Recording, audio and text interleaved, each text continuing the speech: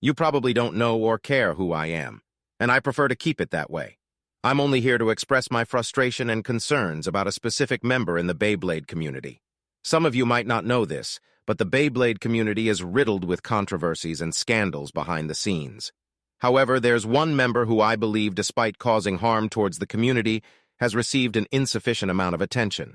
And that person is J.A. Industries, also known as J, Dragon Apocalypse God, and Left King J.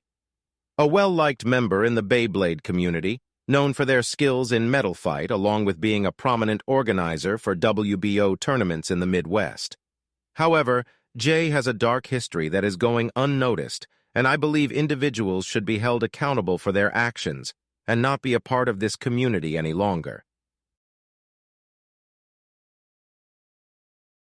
Girls in the Beyblade community are few and far between, so it's not surprising whenever one does join the community, there are some weirdos that get stirred up by it. During 2021, an artist named Mako would join the Beyblade community and become a semi-active member on servers such as the WBO. They would eventually post pictures of themselves on social media cosplaying as the character Ilya from the Beyblade Burst Quad Drive DB anime, mostly known for being the first female burst character to have an actual unique Beyblade. However, this drew a lot of attention, some of which was inappropriate, and led to uncomfortable comments and actions towards Mako from certain members of the Beyblade community. According to Mako themselves, J.A. Industries and his associate Mr. Memes both made inappropriate comments and actions towards them. J.A. would post pictures of Mako in her cosplay in various Discord servers with inappropriate comments about her and the character Ilya, who is a minor.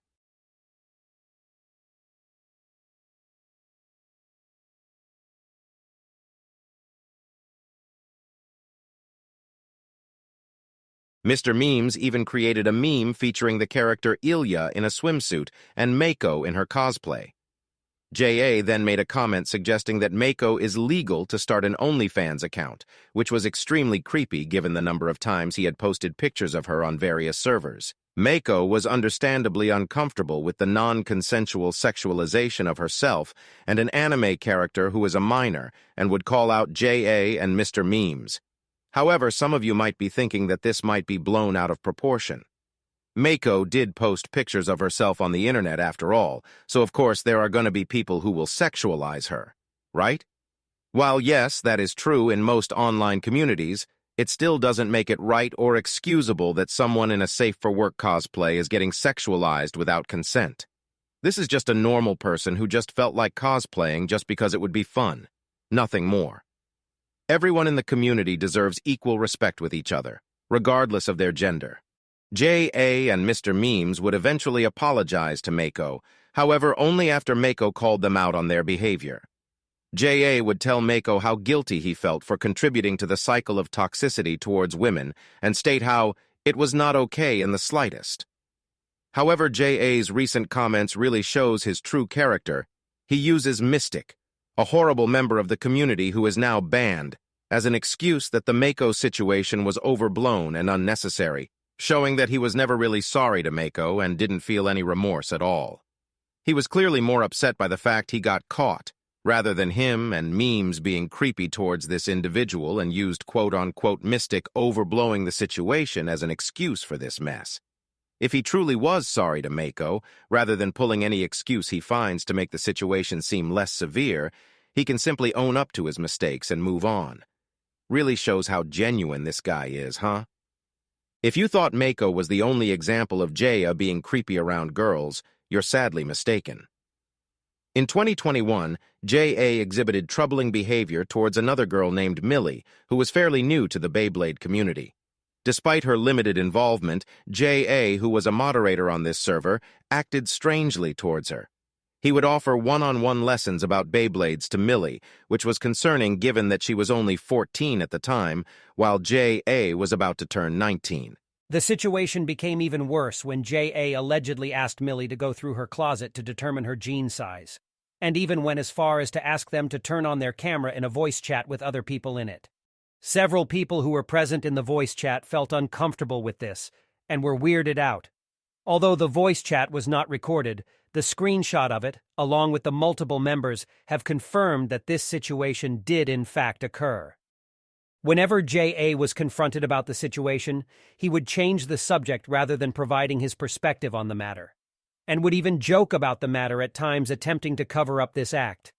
I haven't been able to get in touch with Millie to get her side of all this, probably due to having a miserable experience within the Beyblade community from creeps such as J.A. I don't think I need to explain too much on how this is not okay. An adult should never ask for someone so young to dig through their clothes for a stranger. Any rational adult should know this. This is inexcusable, and it's not a good look for someone who frequently interacts with children on a daily basis in this community. In 2020, Boltums, a popular Baytuber known for their 3D printed Beyblades and Baymods, began to adopt a more feminine appearance. J.A., however, made several remarks about Boltums' change in appearance, implying that they might be transitioning. There are hints of disgust in J.A.'s comments, as he threatens to send someone Boltums' pictures. He even agreed with someone who expressed disliking Boltums' transition towards a female appearance, saying that he misses the old Bolto. In 2021, when it was finally confirmed that Boltums was a trans female, J.A.'s response was appalling. This behavior is especially concerning given that the same server had underaged minors, including Millie, who was involved in a similar situation with J.A. Boltums simply wanted to express their true identity, yet J.A. mocked it and made it weird. This behavior is especially troubling given that there are other trans individuals in the Beyblade community, and J.A.'s actions would undoubtedly make them uncomfortable, especially when it's coming from an organizer. To top it all off, J.A. would even make strange remarks towards the LGBTQ community. All of these comments are not only disrespectful, but incredibly out of pocket considering that J.A. is interacting with children in the server. The incident that occurred in 2021 involving J.A. on a public server raises several red flags. The member who initially mentioned the name of a porn star did so without context, which left many members feeling confused and unsure of what to make of the comment. While the act itself is questionable, it is something that could have been ignored and forgotten about. However, J.A. decided to escalate the situation further by responding with a simple "no," which implied that the comment was inappropriate. This only served to draw more attention to the matter and created an air of discomfort among the members. Unfortunately, things took a turn for the worse when a minor in the chat expressed interest in looking up the porn star. While other members in the chat warned the minor not to search for the star, J.A. took it upon himself to advise the minor to especially not go to images on Google search. This comment was made out of sarcasm, as evidenced by J.A.'s subsequent response with a troll face. This indicates that J.A. was actually encouraging the minor to look up the star, which is highly inappropriate and concerning, particularly given J.A.'s position as an organizer who works with minors. Encouraging minors to seek out NSFW content is never acceptable and is a clear violation of ethical standards. As an organizer, J.A. should be setting an example for others to follow and ensuring that the community remains a safe and respectful space for all members. His behavior in this incident only serves to undermine the trust and respect that members should have for organizers and highlights the need for clearer guidelines and expectations around appropriate behavior within the community.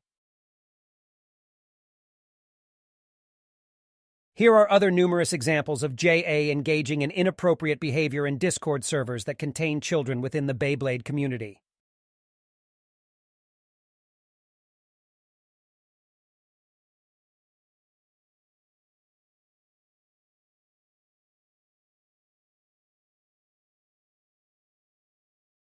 Oh, Daddy.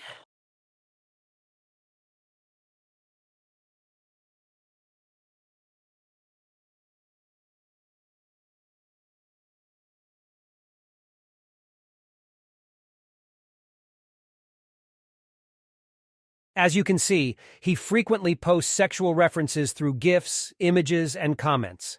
Additionally, when others post questionable content, J.A. not only entertains it, but also encourages the behavior. This is especially concerning because some of these instances occur in large Beyblade servers, which are filled with young, impressionable members of the community. J.A. is not behaving like a responsible adult, which is worrying given that he socializes with younger people on these servers. It is concerning to think that an adult who is turning 21 would play Boku no Pico openings or talk about sex toys in the presence of children. Overall, this behavior demonstrates JA's actual behavior in the Beyblade community outside of the WBO, and I believe it's unacceptable. Some may believe that JA was simply unaware of his actions or didn't see them as problematic on these Beyblade servers. However, I disagree with this notion. JA has shown in the past that he understands the need to moderate inappropriate content in such settings. For example, he once deleted a picture containing partial nudity from a server that was full of kids, and he called out someone for using a homophobic slur. Yet, JA still engaged in similar actions on other servers, some of which he moderated, without facing any consequences. This hypocrisy is concerning and sickening. Moreover, JA has criticized members of the community for engaging in degenerate behavior on some servers, while actively participating in such actions himself on the same servers. His frequent use of troll face gifs suggests that he is aware of the inappropriateness of his behavior. However, he continues to post inappropriate content on servers where he thinks he won't be punished or called out, rarely doing so on the official WBO server. As a famous basketball coach once said, "The true test of a man's character is what he does when no one is watching." JA's behavior in these servers reflects his character, and it is troubling, especially given that he spends time on these servers with minors. The screenshot in which JA claims that Beytubers' actions have consequences applies not only to Beytubers, but also to active members of the community, especially to those who host Beyblade tournaments. Some members of the Beyblade community may be familiar with the controversial tournament hosted by JA on March 26, 2022, but for those who are not, here's a brief summary. On March 26, 2022, JA hosted a Beyblade Burst Classic and Metal Fight Limited tournament in Indiana. While the event started out normally, as the temperature dropped, attendees began to complain about the weather. JA was faced with a decision: continue the tournament outside or cancel it altogether. Unfortunately, JA made the unwise decision to move the tournament to the public bathroom of the park. He claims that the decision was based on a vote, but many of the voters were children who were unaware of the potential risks involved. As the event progressed, JA made matters worse by moving the tournament from the men's bathroom to the women's bathroom, even though all attendees were male. This decision was highly inappropriate and unprofessional as it showed a disregard for the safety and comfort of the attendees. When an attendee brought the issue to light, JA was forced to cancel the event and received a 2-week suspension as punishment. While some may have a basic understanding of what happened, if you take a closer look, you'll see some more disturbing details about this fiasco. The original post for the event on the WBO site was deleted by JA himself, and it is unclear whether he did so voluntarily or was instructed by the World Beyblade Organization to remove it. As a result, it is impossible to determine the full list of attendees for this event. However, 3 individuals have been confirmed to have attended. The first is Hamza, the one who spoke up against JA's actions during the tournament. The second is Magic Horse, who was a co-host for the event. The third attendee is surprisingly Cake, a well-known member of the Beyblade community renowned for his skills in the metal fight format, and a close friend and co-host of the Beytuber Swift MFB's podcast. This become extremely suspicious and raises several red flags. One aspect that is surprisingly overlooked by so many people is the entire reason behind JA's decision to move the tournament from the men's to women's bathroom. According to both Magic and Hamza, there was a, quote, suspicious individual just watching them, which prompted Ja to move the tournament. While Magic defends JA's decision, claiming that he was protecting the children from the suspicious individual, this explanation only makes matters worse. By bringing the kids into the public bathroom, JA exposed the attendees to a potentially dangerous individual just lurking in the public bathroom. Things could have gotten bad if this suspicious individual truly had malicious intent, all thanks to JA's decision to migrate the tournament. And let this sink in. A stranger made this entire group so uncomfortable, they were willing to go into the women's bathroom to avoid this person. So if you're really skeptical about this claim, just think about that. This is definitely not a great look on JA and his role as an organizer. Another overlooked part about this tournament was that, despite JA not being the only adult present at the tournament, neither Magic, who was 29 at the time, nor Cake, another adult attendee, stepped in to stop Ja or convince him to make a different decision. As veterans in the Beyblade community, they were also responsible for the safety of the children present. It is worth noting that Magic is old enough to have kids of his own. However, he seemed to act more like a child who was a victim rather than an adult responsible for preventing this kind of situation to happen. The same can be said for Cake, as his lack of attention or care to the issue at hand is alarming, especially given his status as a respected member of the community with a voice in the matter. Instead of addressing the situation and showing empathy for the victims involved, he seemed more interested in discussing Smash Bros. In the WBO chat. He even made a joke saying he'd rather play Burst Classic in the bathroom than MFB outside in the cold.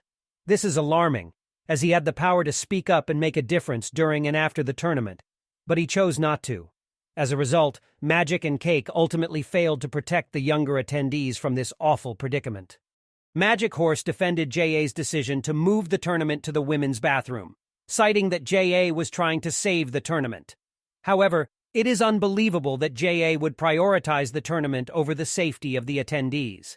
Magic also claimed that it was not his fault, when in fact it was. Even if the attendees voted for it and were okay with playing in the bathroom, the majority of them were children and incapable of making rational decisions. The adults present should have been able to determine whether it was a good or bad idea and stood by their decision. This event revealed that JA is incapable of making the right decision when put on the spot as the organizer. Another strange comment made by Magic was that JA claimed going to the women's bathroom was legal, which is blatantly false. According to Indiana House Bill 1348, intentionally going into the wrong bathroom is a Class B misdemeanor punishable by a fine of up to $1,000 and up to 180 days in jail. If JA and the group were caught, it would have been a terrible look for the WBO, and the attendees could have been in serious trouble. And even if this was legal, the fact that I have to explain how entering the public women's bathroom to play Beyblades isn't okay is truly baffling. It's surprising that the entire tournament group was not caught despite being in a large group. The way this situation was quickly swept under the rug by the community, particularly the staff of the WBO, is deeply concerning. Certain members downplayed the severity of the situation, treating it as a series of unfortunate events rather than the serious issue that it was. This is a disturbing and highly irresponsible moment for the WBO and its members. JA's 2-week suspension for endangering children is outrageous, especially when compared to permanent bans for trolling. Not to say trolling doesn't deserve bans, but if someone gets banned for writing a weird fanfic, but an adult bringing a group of kids into the bathroom only gets a slap on the wrist, it truly becomes very questionable, doesn't it? This double standard is sickening, as it suggests that JA's status as a great organizer is more important than the safety of the children involved and for the safety of future events. After JA received his punishment for his actions at the bathroom tournament, it was apparent that he did not fully understand or care about the seriousness of the situation. He made light of it by joking about being a bad boy and getting suspended from Spinny Tops for 2 weeks.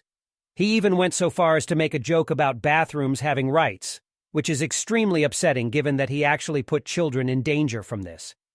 JA's comments seemed to be an attempt to downplay the severity of his actions and move on from the situation while hiding all of the issues that arose from it. Furthermore, in 2023, JA would then make excuses for his behavior by claiming that his lack of sleep from hosting a custom Beyblade tournament in his room the night before led to his poor decision-making at the bathroom tournament. This type of behavior is extremely unprofessional and childish, particularly coming from an adult who should be taking responsibility for his actions. He's blaming it on sleep for putting kids into a dangerous situation. Sleep. JA's lack of remorse and willingness to make light of the situation is concerning and suggests that he may not fully understand the gravity of what he did. Overall, I believe JA shouldn't be an organizer, much less a member of the WBO any longer. This statement suggests that JA's past actions, including his inappropriate messages towards minors on public Beyblade servers, his behavior towards girls in the Beyblade community, and his reckless actions during the bathroom tournament, demonstrate that he is not mature enough or responsible enough to be in charge of protecting attendees at his events. It's likely that if a parent were to investigate JA's actions, they would be very concerned and would not want their children to attend his events or be associated with him in any way. His past and recent behavior has shown that he is a liability to the community and the WBO. Therefore, I don't think he deserves to be an organizer and even a member of the organization any longer.